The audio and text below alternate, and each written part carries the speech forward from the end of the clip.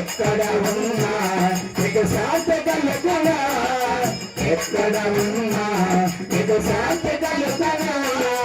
నేను నా కొడుక కలలో ఒకసారి కనిపించు చెంగప్ప, మా కోసం మళ్ళీ నువ్వు తింటవా, మా కోసం మళ్ళీ నువ్వు పొందింటవా.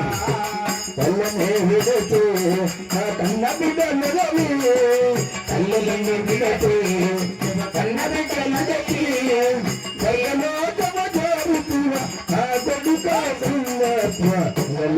నవకథ